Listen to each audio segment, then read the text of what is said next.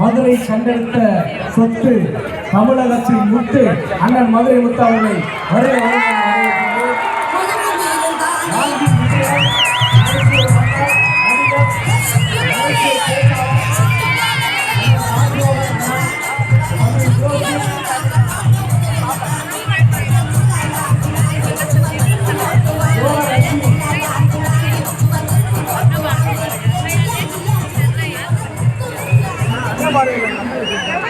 யோக தர்ஷினி நகைச்சுவை பேச்சாளர் யோக தர்ஷினி அவங்க வந்திருக்காங்க. அப்புறம் நம்ம நகைச்சுவை நாயகன் அண்ணன் மதுரை முத்து எங்கள் அண்ணன் வந்துட்டாரு. நம்ம தம்பி க்ளோசி கேபிஒய் புகழ் தம்பி நாஞ்சில் விஜயன் பாருங்க. ஆஹா வந்திருக்கும் போதே ஏதோ சட்டமன்றத்துக்கு வந்திருக்க மாதிரி வந்திருக்காரு. அடா பார்க்கவே அருமையா இருக்காரு. நாஞ்சில் விஜயன் இன்னைக்கு நம்ம மதுரை முத்தவனுடைய பட்டிமன்றம் வந்து இன்னைக்கு உலக புகழ்பெற்றது. மிகப்பெரிய ஜாம்பவான்கள் வழிநடத்திய பட்டிமன்றத்தின் தொடர்ச்சியாக அண்ணன் மதுரை முத்தன் வந்திருக்காரு. சிறந்த பேச்சாளர், சிறந்த காரைக்கால் காவிகள் 2024 மிக பிரம்மாண்டமா எனக்கு தெரிஞ்சு எத்தனையோ முறை இந்த பக்கம் வந்திருந்தாங்க. நான் பார்க்குற அதிகபட்ச கூட்டமாக இந்த காரைக்கால் காவிகள் மக்கள் தான் இப்போ மக்களோடு சேர்ந்து இந்த பட்டிமன்றம் உங்களை கலகலப்பாக தொடர்ந்து நன்றி நாங்கள் ஆரம்பிக்கிறோம். முக்கியஸ்தர்கள் வந்திருக்கவங்களுக்கும் நன்றியை தெரிவித்து பட்டிமன்றம் வழக்கம் போல் நீங்கள் நிறைய இடத்துல கேட்டிருந்தா கூட இதை நீங்கள் அமைதியாக இருந்து நல்லா உள்வாங்கி ரசிக்கும் போது இந்த பட்டிமன்றம் நிறைவடைஞ்சு நீங்கள் செல்லும் போது ரொம்ப மன திருப்தியோடும் மகிழ்ச்சியோடும் போவீங்கன்னு சொல்லி விஜயன் சொல்லியிருக்காப்புல. அது எந்த அளவுக்கு இருக்குன்றதை கொஞ்ச நேரத்தில் நம்ம பார்க்கலாம். என்ன காரணம்னா இது வரைக்கும் பட்டிமன்ற துறையில் நீங்கள் பார்க்காத அற்புதமான பேச்சாளர். உண்மையிலே வெவ்வேறு துறை சார்ந்து வரும்போது அந்த பட்டிமன்ற சுவாரஸ்யம் அழகாக அது மாதிரி சின்னத்திரையிலேருந்து நட்சத்திர கலாபுரம் மயிலுக்கு வந்திருக்காங்க. நீங்களாம் எங்களுக்கு செய்ய வேண்டியது இந்த பெருவாரியான 30,000 பேரும் கடைசி வரைக்கும் அப்படியே உட்கார்ந்துருக்கணும். 4வது பேச்சாளர் பேசி அதுக்கடுத்து ஒரு 4 நிமிஷம் பேசுவோம். அது வரைக்கும் இருந்தாலே எங்களுக்கு ஒரு ஆனந்தம்.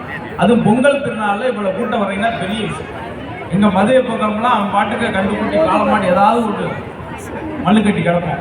ஆனால் இங்கே பார்த்தீங்கன்னா நல்ல ஆர்வத்தோடு உட்காந்துருக்கீங்க. உங்கள் ஆர்வத்தை எல்லாம் பூர்த்தி வண்ணமாக இந்த பேச்சாளர்கள் அழகாக உங்களுக்கு படைக்க போகிறாங்க.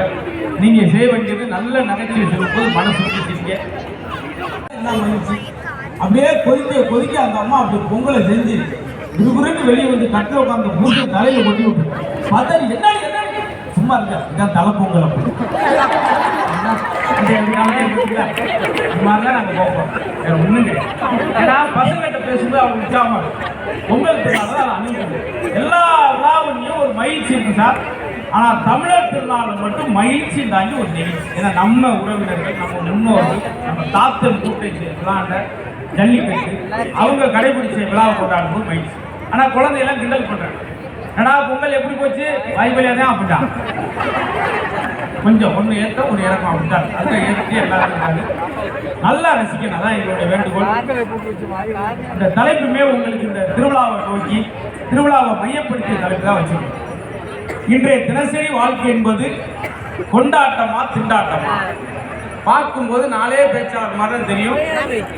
ஒவ்வொரு ஆளும் பேசுனா நீங்க என்ன ஆவீங்க ஏதாவீங்க எங்களுக்கே தெரியாது.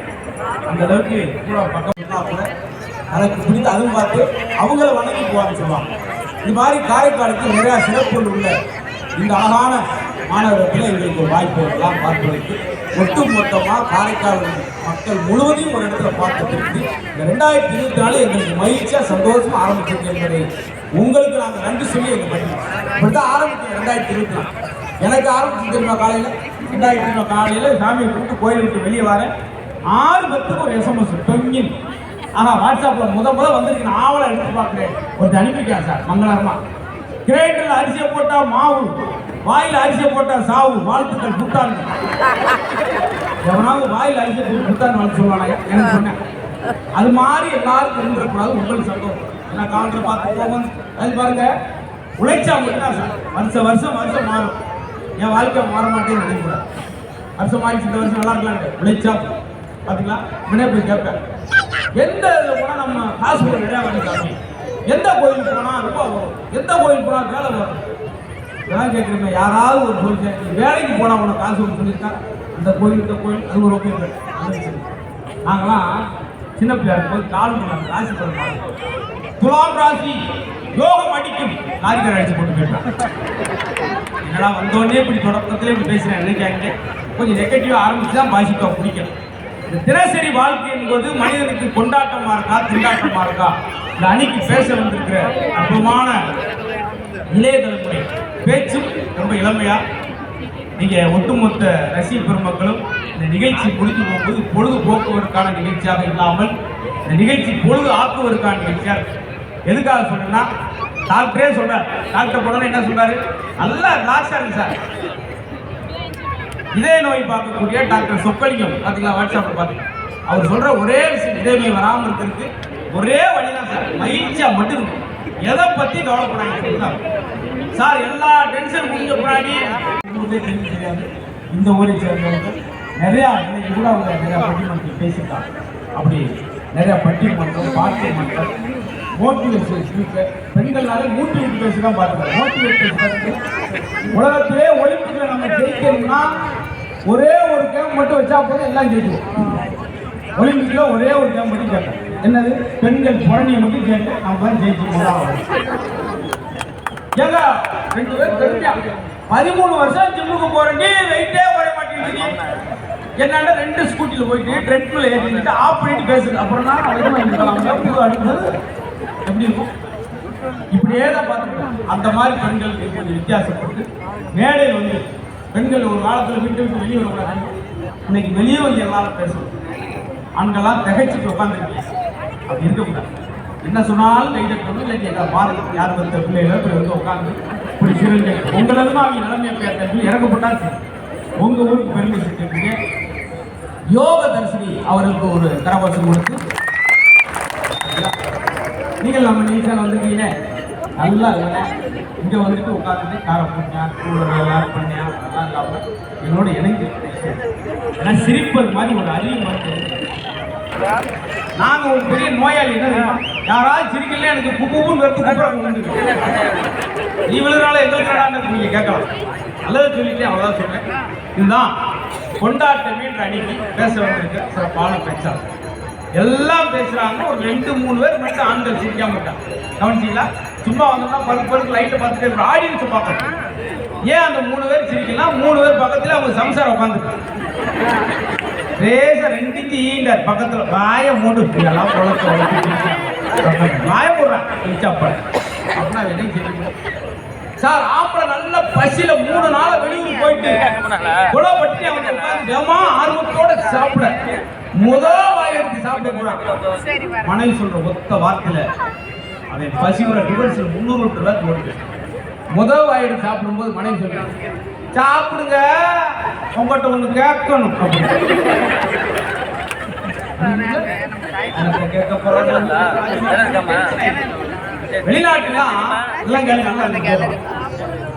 வெளிநாட்டுல தூங்குறதுக்கு முன்னாடி மனைவி சொல்றாங்க புரிஞ்சுக்கிட்ட லண்டன்ல குட் நைட் காஃபி உடனே தூங்குறான். அமெரிக்காவில் தூங்குறதுக்கு முன்னாடி மனைவி சொல்ற மங்களகரமான வார்த்தை புருஷன் பார்த்து ஸ்வீட் ட்ரீம்ஸ் நல்லா தூங்குறான். ஜப்பான்ல தூங்குறதுக்கு முன்னாடி மனைவி சொல்றா புரிஞ்சுக்கிட்ட கிளகாம் உடனே தூங்குறான். எல்லாமே வருப்பா. சீனாவில் தூங்குறதுக்கு முன்னாடி மனைவி சொல்ற உடனே தூங்குறான்.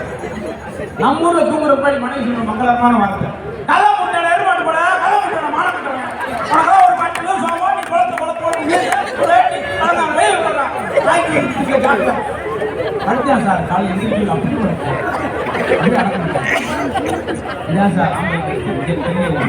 இன்றைய தினசரி வாழ்க்கை என்பது எங்களுக்கு கொண்டாட்டம் இல்லை சார், அவ்வளவு கொண்டாட்டம். ஏன்னா ஒரு விழா வந்துச்சுன்னா வீட்டில் இருக்கிற 8 பேருக்கு ட்ரெஸ் எடுத்து கொடுத்துட்டு அந்த வீட்டுக்கார கோமணத்தை கட்டி குப்புறக்கப்பட்டுட்டாங்க. இதுதான் அவருக்கு கொண்டாட்டம். இந்த கோயிலுக்கு தான் பெண்கள் தான். ஆனால் சில பசங்களுக்கு வீட்லையும் கொண்டாட்டம் இருக்காது, வெளியும் கொண்டாட்டம். 7 மணிக்கு ஸ்கூலுக்கு 6 மணிக்கெல்லாம் போயிட்டேன். ஏன்னா 6 மணிக்கு வந்தேன். வீட்டில் அப்பா அம்மா கொஞ்சம் தாங்க. சரி ஸ்கூல் விட்டோன்னே ஏன்டா ஒரு கொஞ்சம் இருந்துட்டு போவேன். உங்க தொந்தரவு தாங்க சார். அவனை பொறுத்த மட்டும் 2 பக்கம் கொண்டாட்டம் இல்லை. இப்படி ஒரு சூழலில் எங்கள் வாழ்க்கை திண்டாட்டமாக தான் இருக்கு பேசுறது. பத்திராபிஷ மாதிரி பத்திரத்தை எழுதி கொண்டிருக்க பத்திராபிஷ ஒரு அரை மணி லீவு அது பேனா மூடிய காலத்தாலும் எழுதுற ஒரு மனுஷன் எங்க பார்த்தீங்கன்னா இதெல்லாம் வீடியோ எடுக்கிறாங்க அப்படியே பெரிய பார்க்கும்போது ஒரு கவிஞர் மாதிரி தெரியிட்டு இருக்காரு. அடுத்த ஆள் சட்டை வாடகைக்கு வாங்கி இஎம்ஐயில் வாங்கிட்டு போட்டு இருக்கட்டும், அதெல்லாம் ஒரு பக்கம் இருக்கட்டும். நன்றாக கடுமையான நாகர்கோவிலிருந்து ஒரு 15 வருஷத்துக்கு முன்னாடி ஒரு தேடலோடு வந்து எல்லாருக்கும் முட்டி மோதி காமெடினா நம்ம மட்டும் ஒரு ஆள் அட்டாக் பண்றது, கொடுக்குற காமெடி அட்டாக் பண்ண வாங்கி மக்களை மகிழ்ச்சிப்படுத்த நல்ல உழைப்பாளி பண்பும் அவர் பேசுவார், ஓடுவார், பேசுவார். 4 பில்லியன் அவர்களுக்கு பெரிய ஏன்னா அந்த 4 அழகு நகரமா உலகத்தில் தமிழ் சினிமாவில் முதலில் நகைச்சுவை தோற்றுவித்த சிந்தனையோடு ஒரு நகைச்சுவை தோற்றுவித்த என்எஸ் கிருஷ்ணன் பிறந்த ஊர் தான் அவங்க ஊர். இப்பதான் 4 பில்லியன் தெரியுது. அப்படியா? எப்படியாப்பட்ட ஊரில் எப்படி அவர் பேரை கெடுக்காம நம்ம வாழ வேண்டிய கட்டாயத்தில் நம்ம இருக்கோம். ஆனால் அவர் தான் முதல் எம்ஜிஆர் அவர்களுக்கு பிறருக்கு கொடுக்கணும்னு சொல்லி கொடைவள்ளல் தன்மையை சொல்லி கொடுத்ததே என்எஸ் கிருஷ்ணன் தான். எம்ஜிஆர் பிடித்தமானவர். அந்த குக்கு துக்கமாலாம் அவர் பேசும்போது நான் என் சிரிப்பு அடக்கிறதுக்கு அவ்வளோ சிரமப்படுவேன். அந்த மாதிரி சிரிக்க வைக்கிறவரே சிரிக்க வைக்கிறது ஒரு கலை. நல்ல அந்த கவுண்டர் அந்த பஞ்சஸ்லாம் இப்போ உள்ள யங்ஸ்டருக்கு ரொம்ப பிடிக்கும். அது எப்படி யோசிக்கிறாங்களே தெரியாது, அவ்வளோ ஃபாஸ்ட்டாக கொண்டு வரும். அந்த அளவுக்கு குறுகிய காலத்தில் மக்கள் மத்தியில் ரொம்ப இடம் பிடிச்சவர். ஆனால் பலகுரல் ஆரம்பித்து இன்னைக்கு பல்சுவை கலைஞராக இப்போ பேச்சாளராக உண்மையிலேயே இந்த மேடைக்கு வர்றதுக்கு ரொம்ப பாராட்டுறேன் சார். மிமிக்ரி பண்ணிடலாம் வந்து ஈஸியாக. பேச்சாளராக வரேன்னு சொல்லி ஒரு தலைப்புக்குள்ளே பேசுகிறதுக்கு பெரிய தைரியம் வேணும். அந்த தைரியத்தை முழுக்க குறைஷியை ரொம்ப பாராட்டுறேன். உங்களுடைய பெரிய கரகோஷத்துக்கிட்டே குக்கு வித்து கோமாளி புகழ் குறைஷி அவர்களுக்கு கொடுத்து அவரை பாராட்டுங்க. பிரமாதமாக பேசுவார் அந்த ஸ்பாட்டில். அதாவது நாம சந்தோஷமான இடத்துல இருக்க நினைக்கிற விட அதுக்கு கொஞ்சமாக தப்பு கிடையாது. இப்பொழுது முதலாவதாக எங்கள் பட்டிமன்ற கலகலப்பாக தொடங்கலாம் இருக்கோம். சார், உலகத்திலே அருமையான காரியம் என்னென்னா, நான் மேடை சொல்வேன் அதனால் இந்த பட்டிமன்றத்தை முழுசாக உள்வாங்கி நீ வீடு திரும்பும்போது முழு மன திருப்தியோடு திரும்பி நம்பிக்கையோடு என்னுடைய முன்னுரை நிறைவு செய்து இன்றைய தினசரி வாழ்க்கை என்பது கொண்டாட்டம் தான் என்று சொல்லி அருமைக்குரிய அருமை தம்பி ராஜ் மோகன் அவர்களுக்கு பெரிய கரகோஷம் கொடுத்து அவர் அன்போடு வரவேற்றார்.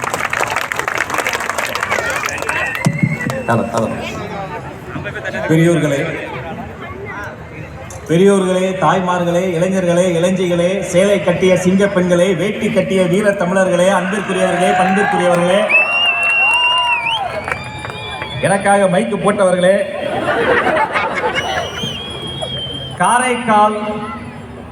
காரைக்கால் பகுதியில் ஒரு மேடை நிகழ்ச்சின்னு சொன்னாங்க. இல்லை, வந்து பார்த்தால் தெரிகிறது இது நிகழ்ச்சி இல்லை, இது மாநாடு. அடே அப்பா.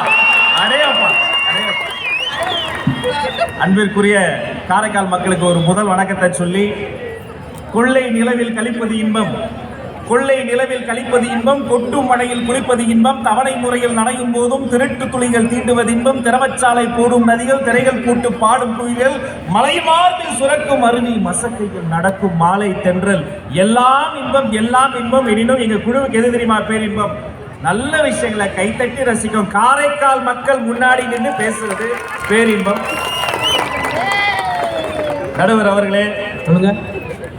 பட்டி மண்டபங்களினுடைய பிக் பாஸ், பாசம் காட்டக்கூடிய பாச பிசாசு, பேச்சாளர்களுக்கு பிடித்த அண்ணனே, ப்ராப்பர்ட்டி காமெடியின் மன்னனே, நல்ல ஒரு கைத்தட்டல் தாங்க நடுவருக்கு.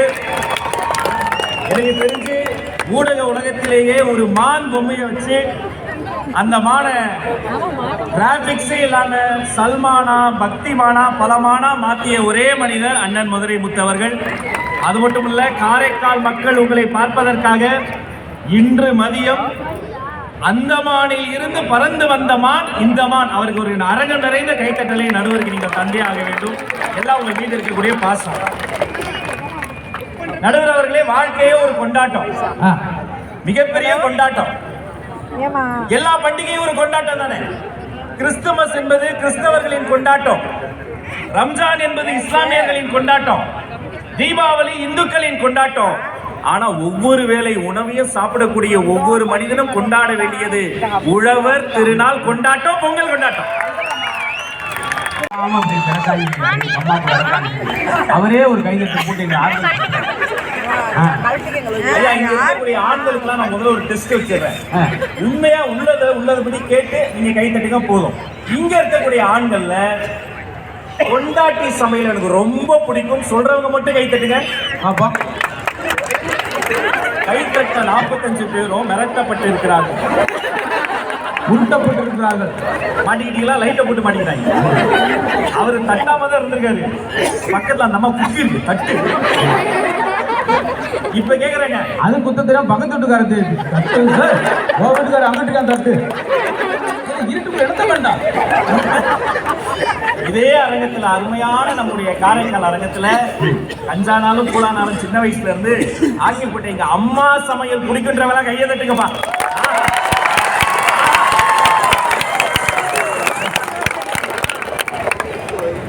எத்தனை பேர் பாதிக்கப்பட்டீங்க? ஏன்னா கரெக்டா சொன்னார் பாருங்க. ஒரு சாப்பாடை சாப்பிட்டுட்டு ஆம்பளை என்ன சொல்லணும்? என்ன சொல்லணும்? அதான் சாப்பாடு. சாப்பிட்டு என்ன சொல்றான்? அதுக்கு பேரு சாப்பாடு. நான் இப்படி சொல்றேன் நடுவர் அவர்களே, அதைய எளிமையா சொல்றேன் பாருங்க. சூடா சமைச்சு போட்டா அம்மா சமையல், சூடு பண்ணி போட்டா பொண்டாட்டி சமையல்.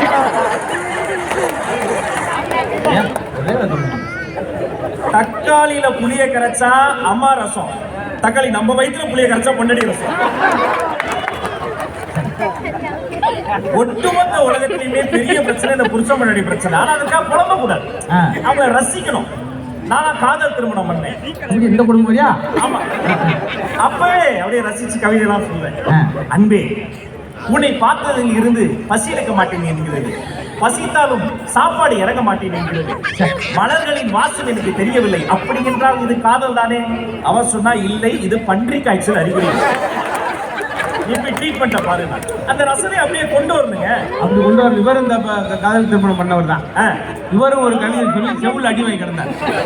அவர் கவிதை சொல்றார். யாருக்கிட்ட சொன்னாரு? யார்கிட்ட சொல்லிட்டார்? அவரே அவர் சொல்லிட்டார். கண்மூடி படுத்தேன் கனவோடு வந்தார், கண் திறந்து பார்த்தேன் கணவனோடு வந்தால். ஐயா, குலாப் ஜாமுன் பிரியாணி சாப்பிட்டவே நான் தான். முதல் நாள் குலாப் ஜாமுன் பண்ணா அதை கடிக்கவே முடியல. 2வது நாள் பிரியாணி பண்ணா குக்கர் இருந்து அது பிரிக்கவே முடியல. 3ஆவது நாள் அந்த குலாப் ஜாமுனையும் பிரியாணியை சேர்த்து குலாப் ஜாமுன் பிரியாணி ஒன்று பண்ணி வெங்கடேஷ் பட்டிக்கே டஃப் கொடுத்தான். அதையும் நான் சாப்பிட்டேன். ஏன் சொல்லுங்க? அதை விட்டு எனக்கு சாப்பாடு கிடையாது. உண்மையிலேயே அவன் சீரா அவனுக்கு வெளியே பாட சீராங்க. அந்த அளவுக்கு நல்லா இருக்கும். கொரோனா டயத்துல என் வீட்டிலே கேட்கிறாப்புல, ஏங்க இந்த கொரோனா வராம இருக்கிறதுக்கு வாசலை வேப்பிலையும் மஞ்சளையும் வச்சா வராதாம்ல? அவ்வளவு ரிஸ்க் எடுத்தாரு. காலைல என்ன செஞ்ச? உப்புமா, அதை ஒரு ஸ்பூன்ல எடுத்து வாசல். அந்த கொரோனா எங்க ஓடுது பாரு. ஞாபகம் இருக்குது, ராணுவத்தை வச்சு கூட அழிக்க முடியாத ராபிச்சக்காரங்களை ஒரே ஒரு விஷயத்தை வச்சு எல்லாரும் அழிச்சாங்க. அதுக்கு பேர் தான் ரெஃப்ரிஜிரேட்டர், ஃப்ரிட்ஜ். முன்னெல்லாம் மிச்சமான உணவை அம்மா தாயேன்னு ஒருத்தர் வருவார், அவருக்கு போட்டுருவாங்க. இப்ப அரிசி பருப்பு சாம்பார் எல்லாத்தையும் ஃப்ரிட்ஜில் வைக்கிறாங்க. அது பரவாயில்ல. நான் கேட்கிறேன், நெயில் பாலிஷை ஏமா ஃப்ரிட்ஜில் வைக்கிறாங்க? அது போனவா ஒரு நடுவர் அவர்களே, ஃப்ரிட்ஜில் கீரை துவையல் இருந்தது.